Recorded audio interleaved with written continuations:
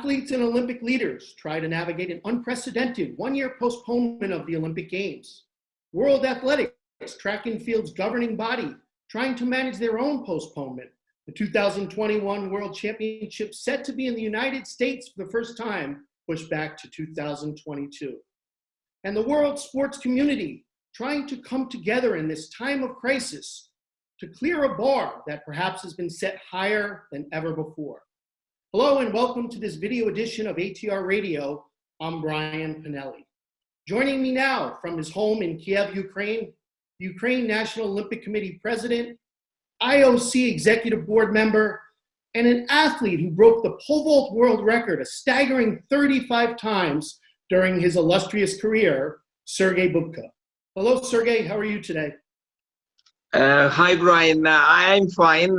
We are working in these new conditions, but generally mood is positive, and we have a lot of activities regarding the National Olympic Committee, and of course it's International Olympic Committee, World Athletics. It's always something moving in this time. I know, Sergey, that you had a 2.5-hour video conference call with numerous Ukrainian athletes just the other day. I guess to start, Sergey, what was discussed? What's your message to your Ukrainian athletes? And, how, like all of the world, are they coping with this situation? Well, I offered to have opportunity to make webinar with our athletes, because of course I understand it's so many questions they have. It's a really unusual situation, how to help them to find solution, because everyone locked at home, the facilities also blocked. They need to continue to train. They need to psychologically to keep themselves strong, and of course to understand better how they can put their planning and prepare themselves for next year, Tokyo 2020.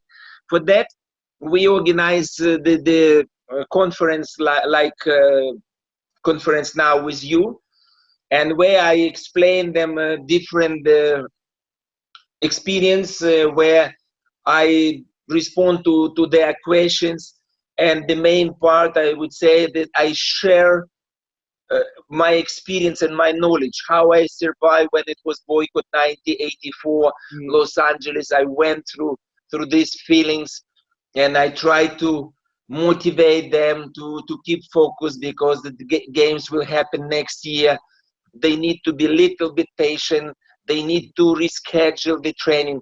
This was very, very fruitful conversation, and what I heard, that they're pleased and happy.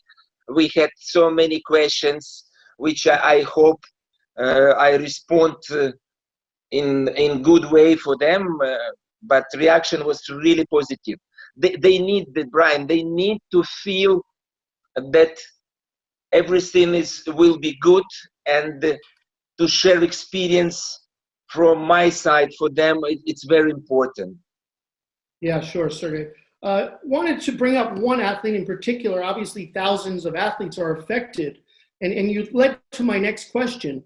This young American-Swedish pole vaulter, Mondo, he goes and he breaks the world record back-to-back weekends in February. 20-year-old guy peaking right on time for the Tokyo Games. As you mentioned, very similar to you, you break the world record indoors back in early 1984, and obviously you couldn't go because of the boycott of the LA Games. First off, what do you think of Mondo as a young athlete? And secondly, I assume you can somewhat relate to what he might be going through right now. Well, the first, Mondo is it's great guy. This is really exceptional and unique talent. Very young. What he did this winter already, 2 fantastic world records. This is absolute performance. This is really nice to have such a star in athletics. Second, I think what we can do. We know the situation that human beings all over the world needs to go through this very challenging time, and I'm confident that we will go through. It's happened.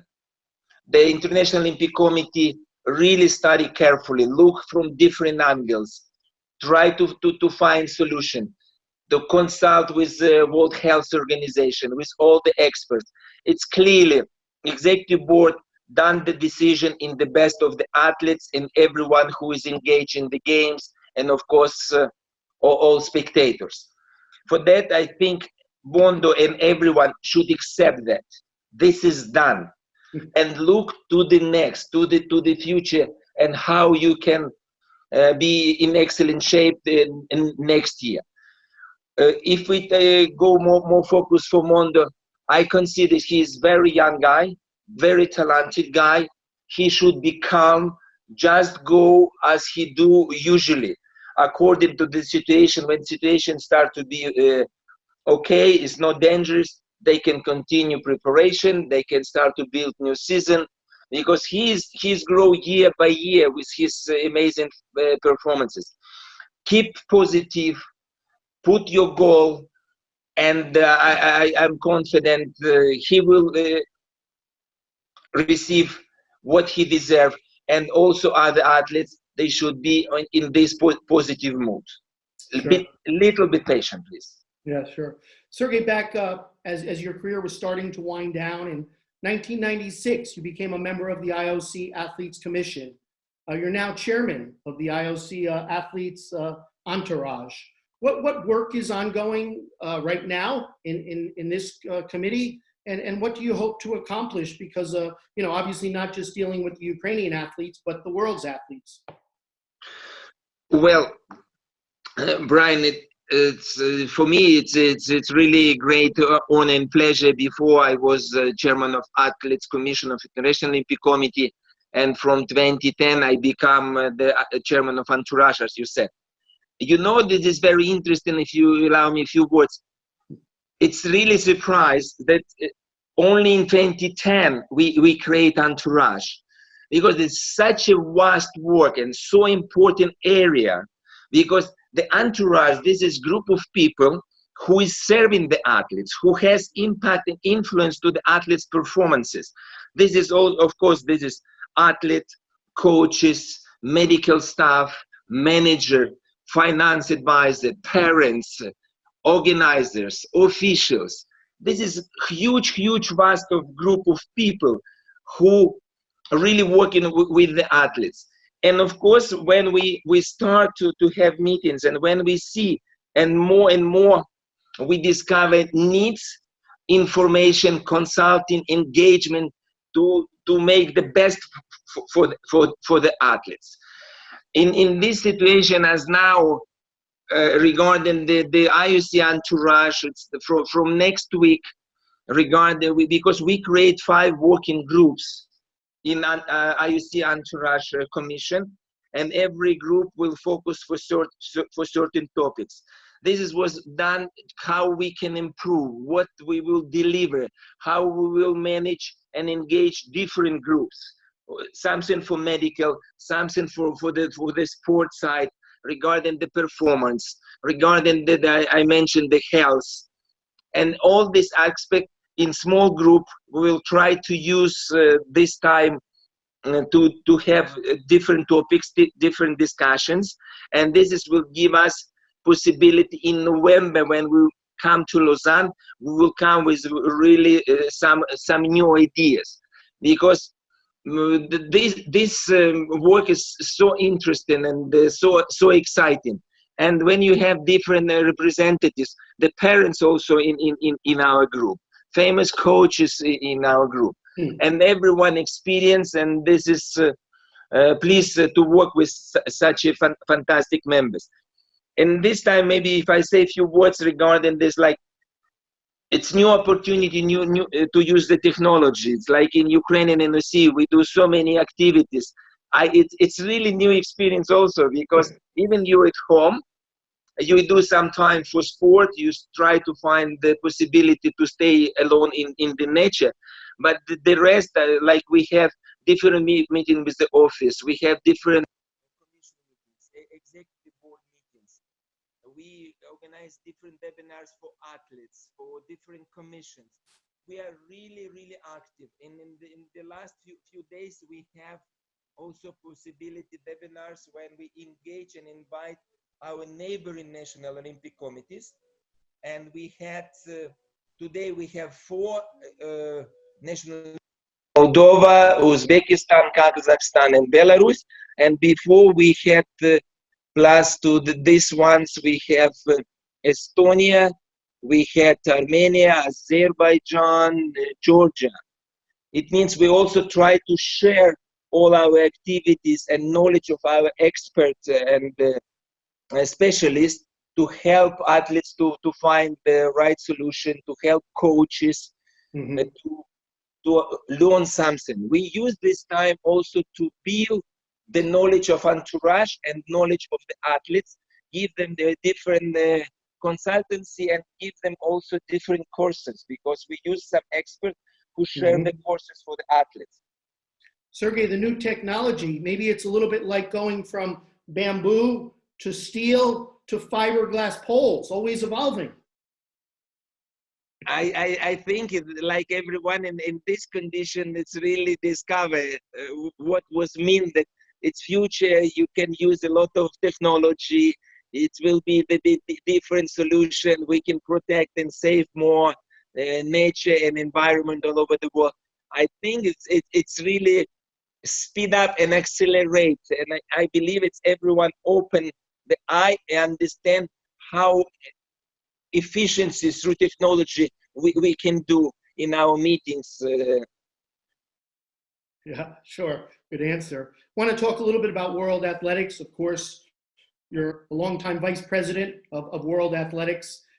Speaking of helping athletes, your colleague Seb Coe announced this week a $500,000 pandemic fund for the athletes. Obviously, track and field athletes rely on appearance fees, a prize money. I know 7 meets, major meets, have been canceled already. Tell me a little bit about this initiative and how this money will be distributed. Well, I also support and consider this as idea it's really nice, and Hisham El Gurouj came with this idea to SEP, and also Hisham communicates personally to me that he has this idea. He asked my support. Later on, we discussed with SEP discussed with Prince Albert II, who is honorary president for Athletics International Foundation. And I consider its idea is great. And when we discussed with SEP first and after we went to the executive board for the next step, it's clearly the athletes is suffer, especially athletes who is not earning a lot. Our top stars, they will survive, it's no question. Yeah. But yes, some athletes who didn't earn so much, but when they lost this earning, this is big impact for their lives and their family lives. And it's great that SEP took this idea and started to discuss with Prince, start to discuss with our family. And we support this idea.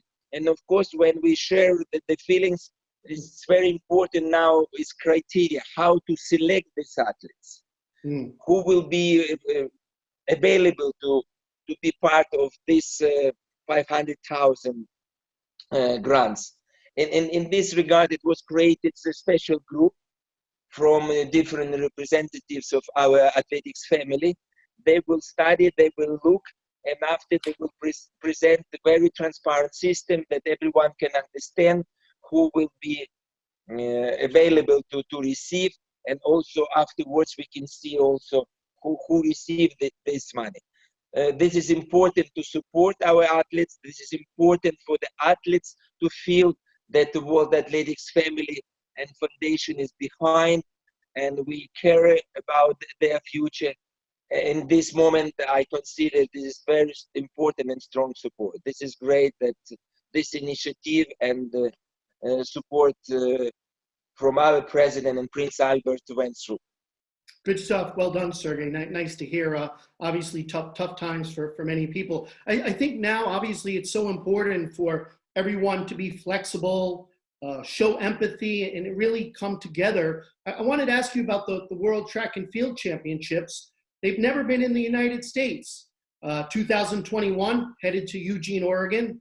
Obviously, because of the Olympic postponement, you guys and organizers in the United States have pushed them back to 2022.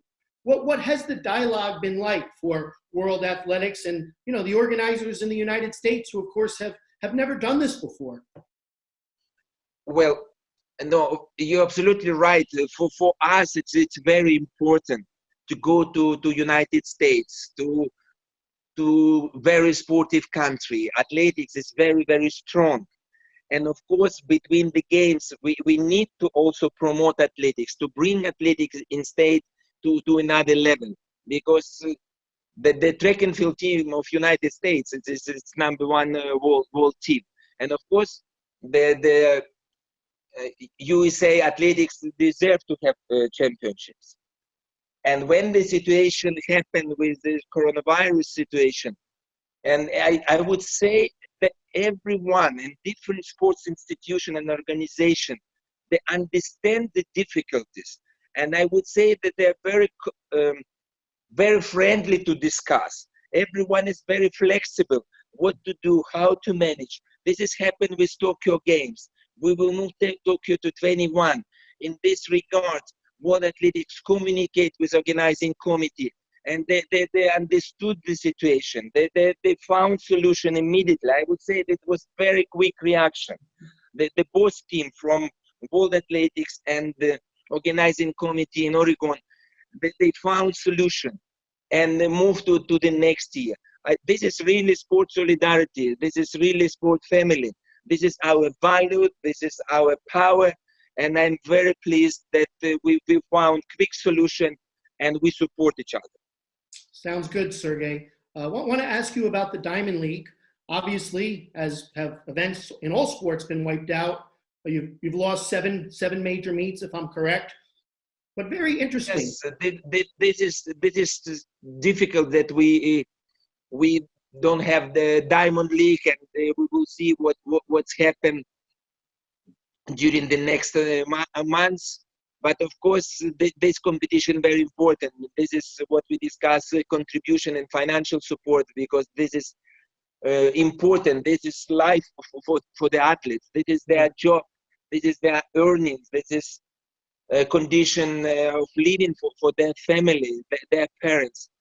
But I hope that the world medical experts found solution, and we will go through this challenging time.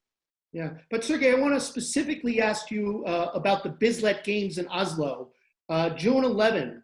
Apparently a unique creative concept like never before. As to my knowledge, that the games in Oslo are still on. There'll be individuals trying to break world records. There'll be match races. And something I almost can't believe, Renaud Lavillenie is going to be pole vaulting in his backyard against Mondo, who's going to be in the stadium. Can you have ever imagined something like this? How creative and how unique is this? No, of course, honestly, it's difficult to imagine before. Even when I was child, I tried to learn in my garden to do pole vault. But this is great idea. I think this is very important, because we feel the worldwide community wants sports competition. We clearly see how important sport in society nowadays. And this idea, I would say in this situation, it's brilliant. This is good. They will create good mood.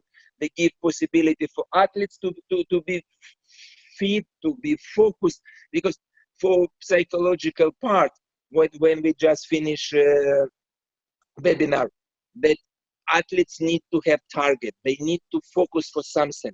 And such event like this exactly will give them good motivation, the positive spirit, and this will help them overcome this challenge.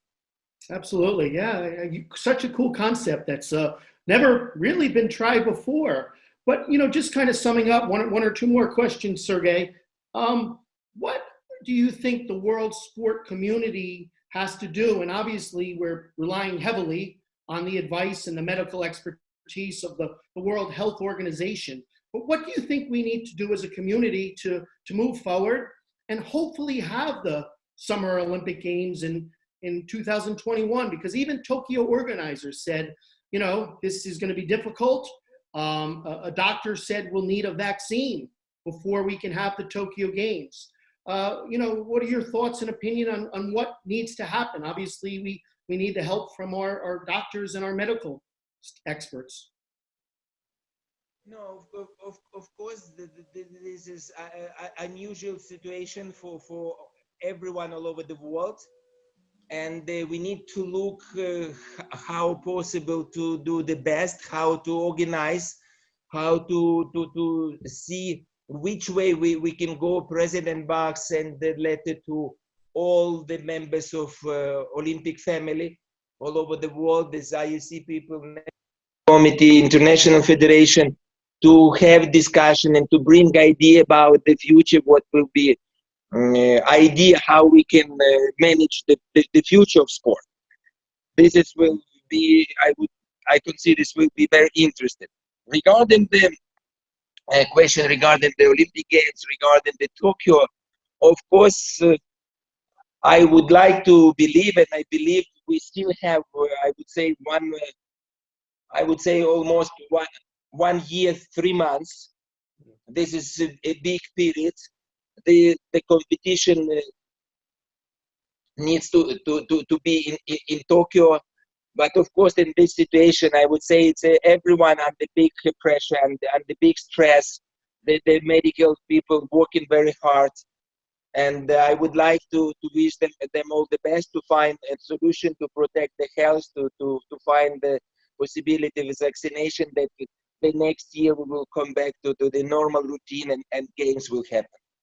Of course, obviously everybody hoping for the best, that it'll be an inspirational event for athletes and fans and everyone involved in the Olympic movement to have this, hopefully, celebration.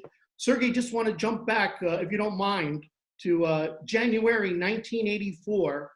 You broke your first pole vault world record as a 21-year-old in Lithuania. You were 21 years old. What do you remember about that first world record, if I can ask you?